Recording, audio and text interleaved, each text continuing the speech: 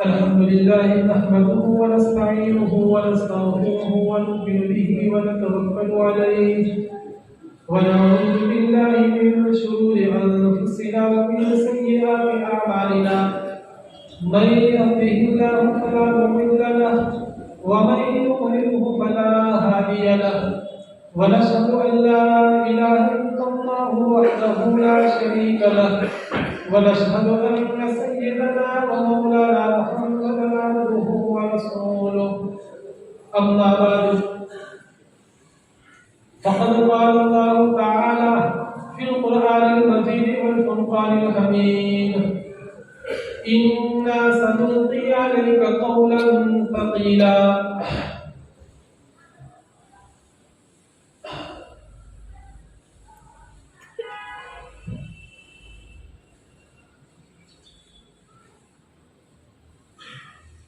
میرے محترم دوستوں اور بزرگوں، اللہ تبارک و تعالیٰ کا بڑا ہی احسان اور کرم ہے کہ اس اللہ نے ہمیں وہ ماحول گھر کا دیا کہ جس ماحول کی بنیاد پر آج ہم مومن کہلائے جا رہے ہیں۔ اللہ تبارک و تعالیٰ نے ہمیں ایمان والے ماحول میں، ایمان والے گھرانے میں ہمیں پیدا کیا، اور اس کی بنیاد کے اوپر آج ہمیں ایمان اور ایمانیات کے ساتھ بڑی محبتیں ہیں، اور اس قسم کے پروگراموں میں ہم بڑی دلچسپی لیتے ہیں۔ یہ اللہ تبارک و تعالیٰ کی جانب سے ہے۔ اللہ تعالیٰ ہم سب کے لیے ان باتوں کو خوب سے خوب مبارک فرماوے۔ بزرگوں، اصل بات تو یہ ہے کہ جو سبب میں بات چل رہی تھی کہ اللہ تبارک و تعالیٰ نے اس امت کو بڑی فضیلتیں دی ہے، بڑی فضیلتیں دی ہے۔ چنانچہ شارحین نے ان احادیث کی شروحات میں باقاعدہ باتیں لکھی ہے کہ حضرات انبیاء کرام وہ تھے کہ جب ان کے سامنے اس امت کے فضائل اور مناقب کو پیش کیا گیا تو حضرات انبیاء کرام نے اللہ تبارک و تعالیٰ سے درخواست کی اس امت میں امتی بننے کی۔ تو ہم غور کریں کہ یہ اللہ تبارک و تعالیٰ نے ہمیں اتنے بڑی امت میں اتنے فضائل، ایک رات شب قدر اگر ہمیں مل جائے اور شب قدر میں ایک رات عمل کرنے میں، تو اللہ تبارک و تعالیٰ ہمیں عبادت دے میں 1000 مہینوں سے زائد راتوں کا، یہ ہمیں اس امت کا شرف ملا ہے۔ اللہ تبارک و تعالیٰ نے ہمارے اندر یہ چیزیں اپنے فضل سے رکھی ہے۔ اصل میں بعض مرتبہ ایسا بھی ہوتا ہے، آپ بازاروں میں گئے ہیں اور بازاروں میں دیکھتے ہیں، خاص طور پر سبزی مارکیٹ میں، آپ جب سبزی مارکیٹ میں صبح کے وقت میں جائیں گے تو ہر ایک آپ کو بھاؤ تعین ملے گا، اور ہر بیچنے والا ہم 1 روپے کے مطابق درخواست کرتے ہیں تو وہ اپنے بھاؤ سے نیچے اترنے کو تیار نہیں ہوتا۔ آپ شام کے وقت میں بھی گئے ہوں گے اور تجربہ کیا ہوگا، جب سورج غروب ہونے کو ہے، ہر تاجر کو اپنے گھر کی طرف جانا ہے، تو اس وقت اس کے اعلان کو سنتے ہوں گے کہ میں لے جاؤں اتنے میں ڈبل، اتنے میں ڈبل، یعنی صبح جو قیمت بتا رہا تھا اس کے مقابلے میں شام کے وقت کے اندر اس کی قیمت آدھی سے بھی کم اور اس سے بھی کم۔ اللہ تبارک و تعالیٰ نے اس دنیا کو آباد کیا، پہلے تو ملائکہ کو آباد کیا، ملائکہ کے بعد اللہ تبارک و تعالیٰ نے جناتوں کو آباد کیا، جناتوں کے بعد اللہ تبارک و تعالیٰ نے حضرت آدم علیہ السلام کے ساتھ ہمیں بھی آباد کیا۔ اب یہ زندگی چل رہی تھی حضرت نبی کریم صلی اللہ علیہ وسلم نے فرمایا انا والساعۃ ہاتین، یعنی اب نبی کریم صلی اللہ علیہ وسلم اور قیامت درمیان میں اور کوئی نبی آنے والے نہیں ہے، بالکل قیامت قریب ہے۔ تو گویا کہ یہ شام کا وقت ہے، دنیا کا آخری وقت ہے۔ حدیث میں بھی آپ نے سنا کہ نبی کریم صلی اللہ علیہ وسلم نے فرمایا کہ تمہاری اجل اگلی امتوں کے مقابلے میں عصر سے لے کر کے مغرب تک کی ہے، تو گویا کہ ہم شام کے وقت میں جس میں دن بھر سے کام کرنے والا تھکا ماندہ ہوتا ہے، شام کے وقت میں انسان سست پڑ جاتا ہے، شام کے وقت میں بدن کے قوہ کمزور ہو جاتے ہیں، شام کے وقت میں ہر بازار اٹھتا ہوا ہمیں نظر میں آتا ہے، اور ختم ہوتا ہوا ہمیں نظر میں آتا ہے تو یہ آخری دور ہے، دنیا کی شام ہے۔ ایسے وقت میں اللہ تعالیٰ نے بھائی دوڑتے دوڑتے بھی تمہارے مشاغل، ہمارے مشاغل اگلی امتوں کے مقابلے میں زیادہ، تجارتی لائن کے اعتبار سے دیکھے، فیکٹریوں کی لائن سے دیکھے، تعلیم و تربیت کے لائن سے دیکھے تو مشاغل ہمارے زیادہ ہیں۔ ایسے وقت میں اللہ تعالیٰ نے اپنی زبان، اپنے نبی کی زبان پر اعلان کروا دیا کہ جو آخری وقت میں جو کچھ بھی میرے خاطر، ریاکاری نہیں، دکھلاوا نہیں، بلکہ میرے خاطر اخلاص کے ساتھ تھوڑا عمل بھی لے کر کے آئے گا، میں اس کو قبول کر لوں گا، میں اس کو قبول کر لوں گا۔ یہ وقت ہے، اس وقت سے ہم فائدہ اٹھاتے ہیں۔ اب میری اور آپ کی عمر اللہ تعالیٰ ہی جانتے ہیں، ہمیں معلوم نہیں ہے، لیکن اب یہ آخری دنیا کا بازار اٹھتا ہوا ہمیں نظر میں آتا ہے اور اسٹیج اترتا ہوا نظر میں آتا ہے۔ ایسے وقت میں ہم چھوٹا عمل بھی معمولی نہ سمجھے، ہم کر گزرے۔ اللہ تبارک و تعالیٰ ہم سب کو کرنے کی توفیق دے دے۔ ان تمام چیزوں میں اللہ تبارک و تعالیٰ نے مجھے اور آپ کو بڑی بھاری بھرکم چیز دی ہے، بس اسی سے جڑ کر کے ہمیں چلنا ہے۔ اور آج کی مجلس کا مقصد بھی وہی ہے۔ اللہ تبارک و تعالیٰ نے ثقیل اور بھاری چیز کیا، اس کے مطابق پورے قرآن کریم میں اللہ تبارک و تعالیٰ نے ثقیل اگر کسی چیز کو کہا ہو تو وہ دو چیزیں ہیں۔ ایک تو ہے قیامت کا دن۔ اللہ تبارک و تعالیٰ فرماتے ہیں کہ تم عاجل یعنی دنیا کے پیچھے لگے ہوئے ہو، اسی سے تم محبت کرتے ہو، وَتَذَرُونَ وَرَاءَكُمْ يَوْمًا ثَقِيلًا، اور تم بھاری بھرکم دین کو اور ثقیل دین کو پیچھے چھوڑ دیتے ہو۔ اس سے مراد قیامت کا دن ہے، بڑا بھاری دن ہے۔ اللہ تبارک و تعالیٰ نے اس کو ثقیل کہا ہے۔ قرآن کریم نے خود بیان کیا کہ جس دن بچے بوڑھے ہو جائیں گے، عورتیں اپنا حمل وضع کر دے گی، آدمی نشے میں مست گھوما ہوا نظر میں آئے گا، حالانکہ وہ نشے میں نہیں ہوگا، آدمی حیران ہوگا۔ کیسا حیران؟ حضرت نبی کریم صلی اللہ علیہ وسلم نے فرمایا کہ کل قیامت کے دن جب دوسرا سور پھونکا جائے گا تو تمام کے تمام لوگ ننگے بدن، ننگے پاؤں اور غیر مختون اٹھیں گے۔ افیق کائنات نے کہا کہ اللہ کے رسول ننگے سب اٹھیں گے تو اس وقت میں ایک دوسرے کو دیکھنا۔ نبی کریم صلی اللہ علیہ وسلم نے فرمایا کہ عائشہ وہ دن کا ہولناک منظر ایسا ہوگا کہ جس منظر کی بنیاد پر کسی کو یہ نہیں ہوگا کہ سامنے والا کون ہے اور سامنے والا کس پوزیشن میں ہے، کون ننگا ہے، خود ننگا ہے، اس کا بھی اپنی کو احساس نہیں ہوگا۔ بڑا بھاری دن ہے۔ علامہ زمخشری بہت بڑے عالم ہیں، لغت اور اسی طریقے سے ادب کے اور قرآن کریم کی بلاغت اور فصاحت کے بہت بڑے ماہر ہیں۔ وہ فرماتے ہیں کہ ایک دن عشاء کی نماز میں میرے پڑوس میں ایک جوان آدمی تھا، بدن ایک دم مضبوط اور اسی طریقے سے گورا سا، داڑھی ایک دم کالی، سر کے بال ایک دم کالے۔ اس نے نماز پڑھی، پھر نماز پڑھ کر کے چلا گیا۔ اتفاق یہ کہ اسی دن فجر کی نماز میں وہ میرے ہی پڑوس میں آیا۔ پھر تو میں غور سے دیکھنے لگا کہ یہ عشاء میں تھا وہی ہے کہ کوئی دوسرا آدمی ہے۔ غور سے دیکھا تو اس کا حال یہ تھا کہ وہی آدمی، داڑھی اس کی سفید ہو گئی، سر کے بال سفید ہو گئے، چہرے کی کھال لٹکی ہوئی، آنکھوں کے اوپر سے پلکیں جھکی ہوئی، یعنی بوڑھے کی طرح۔ مجھے تعجب ہوا، میں نے پوچھا کہ اللہ کے بندے پہلے تو یہ بتا کہ کیا عشاء میں تو جو میرے پڑوس میں تھا وہی جوان ہے کہ کوئی اور ہے؟ کہا کہ حضرت میں وہی ہوں۔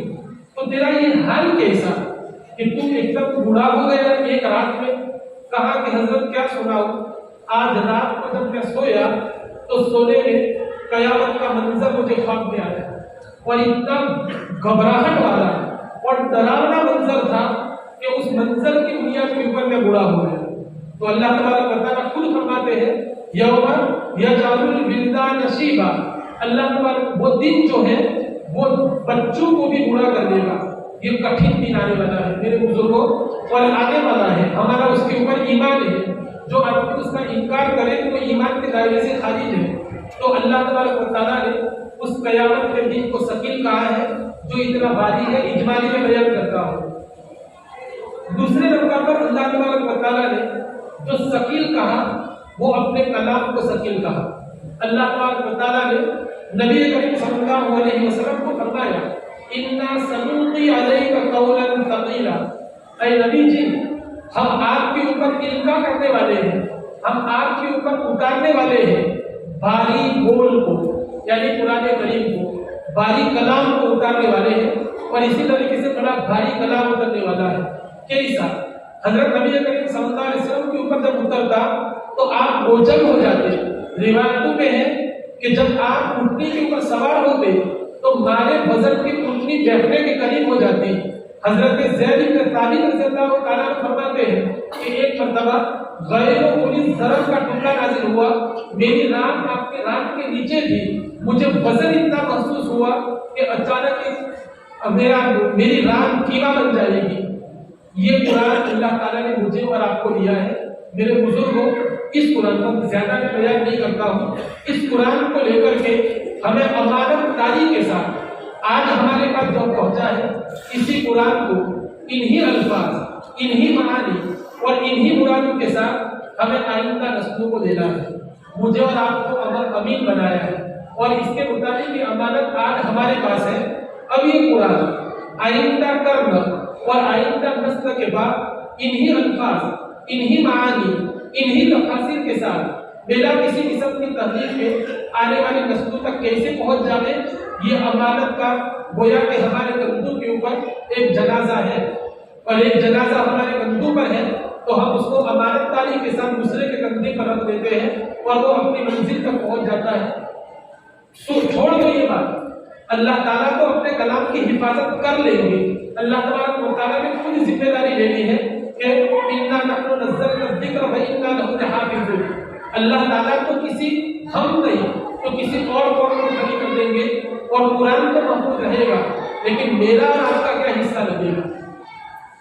اب میرا اور آپ کا جو حصہ لگ جائے، اس کے لیے میرے بزرگوں ہمارا فریضہ ہے کہ اس قرآن کے ساتھ ہم لگ جائیں، اس قرآن کے ساتھ ہم وابستہ ہو جائیں، قرآن کو روزانہ تلاوت کریں، جو اس تلاوت کا اس کا حق ہے۔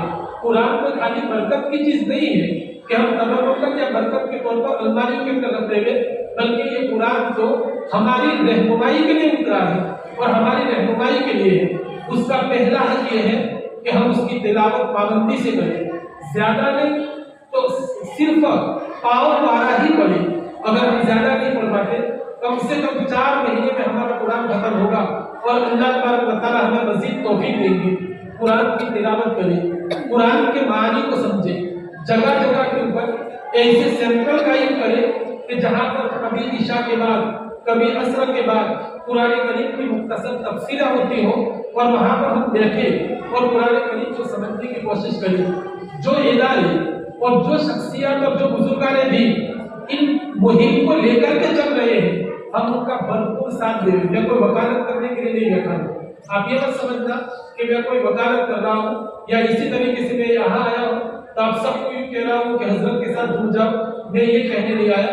جو شخصیتیں قرآن کریم کی خدمت کے ساتھ وابستہ ہیں ان کا بھرپور تعاون کریں۔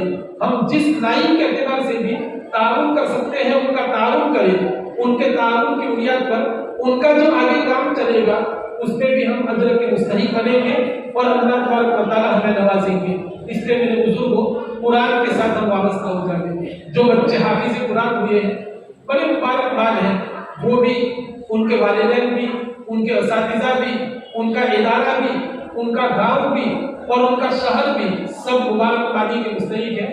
اللہ تعالیٰ سب کے لیے مبارک فرمائے اور سب کے لیے بابرکت فرمائے اور اس قرآن کے فیض کو اللہ تبارک و تعالیٰ خوب سے خوب عام فرمائے۔ اللہ تعالیٰ ان کو خوب مبارک کرے۔ جن اساتذہ کی ان کے پیچھے محنتیں لگی، جن انتظامیہ کی ان کے پیچھے فکریں لگی، جن والدین کی ان کے پیچھے دعائیں اور فکریں لگی ہے، اللہ تعالیٰ ان فکروں کو قبول فرمائے اور اللہ تبارک و تعالیٰ اس کے اوپر اجر عظیم سے نوازے۔ اللہ ہم سب کو نوازے۔ بس میری خاص یہی درخواست ہے کہ ہم قرآن جو اگلی امتوں نے اور ہمارے اکابر نے ہمارے ہاتھوں تک پہنچائے ہیں، ہم پوری امانت داری کے ساتھ الفاظ، معانی اور تفاصیل کو آنے والی امت تک پہنچا دیں گے۔ بس ہمارا یہ فریضہ ہے اور کل قیامت کے لیے ہم اس کے بارے میں پوچھے جائیں گے اور اللہ تبارک و تعالیٰ ہم سے سوال کریں گے. کل قیامت میں ہزار انبیاء کرام ہوں گے ایک طرف ان کی امتیں ہوں گی. اور حدیث میں نبی نے فرمایا کہ سب سے پہلے حضرت نوح علیہ السلام کو لایا جائے گا اور پوچھا جائے گا کہ نوح تم نے اپنی امت کو دعوت پہنچا دی تھی, ہماری امت کو وحدانیت پہنچا دی تھی. کہا کہ بارے الہ پوری امانت داری کے ساتھ میں نے پہنچا دی. امت کہے گی کہ نہ بھی ما جاءنا من بشیر ولا نذیر, ہمارے پاس تو کوئی نہ ڈرانے والا آیا نہ خوشخبری دینے والا آیا. اور اللہ تبارک و تعالیٰ حضرت نوح علیہ السلام سے پوچھیں گے کہ یہ تو انکار کر رہے ہیں, تم دعویٰ کر رہے ہو تو گواہ لاؤ, تم نے ان کو دعوت پہنچا دی تھی. اللہ حضرت نوح علیہ السلام اس امت کو پیش کریں گے. خیر مجھے وہ پوری بات نہیں بتلانی, خالی انبیاء سے نہیں پوچھا جائے گا, ہم سے بھی پوچھا. ہاں میں یہ نہیں کہتا ہوں کہ دعوت و تبلیغ کا جو کام ہے وہ فرض ہے, امر بالمعروف اور نہی عن المنکر, بلکہ وہ اپنی بلو آیا آپ تک جو بات پہنچی ہے اللہ تبارک و تعالیٰ نے اس بات کو آگے امانت داری کے ساتھ پہنچانے کا آپ کو ذمہ دار بنایا ہے. پوری دعوت و تبلیغ کا یا درس و تدریس کا یا پورے دین کو پہنچانے کا آپ کو وہ مکلف نہیں بنایا, وہ فرض کفایہ کا درجہ ہے, وہ الگ مسئلہ ہے. لیکن میرے گھر میں میں اپنے مکان میں ہوں, اب میری نسل آئی تو میں یہ قرآن میری نسل تک کیسے پہنچا دوں. جس وزن کے ساتھ میں نے اس قرآن کو لیا تھا, باری بھرکم کلام کو لیا تھا, میری آنے والی نسل تک کیسے پہنچا دوں, یہ میری 24 گھنٹے کی فکر ہونی چاہیے. ورنہ یہی ہماری اولاد کل قیامت کے دن ہمارے لیے وبال بن جائے گی, ہمارے لیے فتنہ کا باعث بن جائے گی. اس سے ہم ہماری نسلوں کی فکر کریں. اگر ہم ہمارے گھر میں ایسا ماحول قائم نہیں کر سکتے تو ہمارے پاس ایسے مراکز موجود ہیں, ایسے ادارے موجود ہیں جن اداروں تک اپنے بچوں کو پہنچا لیں اور زیادہ سے زیادہ قرآن کریم کے حاملین بنا لیں. آج سب سے بڑی ضرورت اس کی ہے. آج سے 100 سال پہلے حضرت شیخ الہند علیہ رحمت جب جیل سے باہر آئے تھے تو انہوں نے یہ کہا تھا کہ مجھے جیل میں ایک بات سمجھ میں آئی کہ مجھے قرآن کو اور قرآن کی تعلیم کو اور مکاتب کو عام کرنا ہے. چنانچہ وہیں سے یہ سلسلہ چلا ہے اور اللہ تعالیٰ نے یہ چلایا. منظم اللہ کا شکر ہے, ہر علاقے میں چلتا ہے, لیکن علاقے میں چلتا ہے تو کسی مخصوص آدمی کی ذمہ داری نہیں, ہم ان کا تعاون کریں, ہم فتنہ نہ بنے, ان کو مشورہ دینے نہ جانے اور اسی طریقے سے ان کے کام میں دخل گیری نہ کرے. لیکن جس لائن سے بھی تعاون کی ضرورت ہو, ہمت افزائی کے بول کی ضرورت ہو, ان میں ہم ذرہ برابر کی کسر نہ کریں, ان میں کوتاہی نہ کریں. اللہ تعالیٰ ہم سب کو عمل کی توفیق عطا فرمائے, قرآن کریم سے ہمیں وابستہ کر دے, قرآن ہمارا اوڑھنا اور بچھونا بن جائے. ہر وقت اللہ تعالیٰ ہمارا دھیان اور توجہ قرآن کی طرف مائل کر دے اور اس امانت کو آئندہ پہنچانے کے متعلق جس لائن کے بھی اسباب کی ضرورت ہے اللہ تعالیٰ ان اسباب کو مہیا فرمائے اور وہ اسباب ہمارے لیے آسان فرمائے. وآخر دعوانا ان الحمد للہ رب العالمین.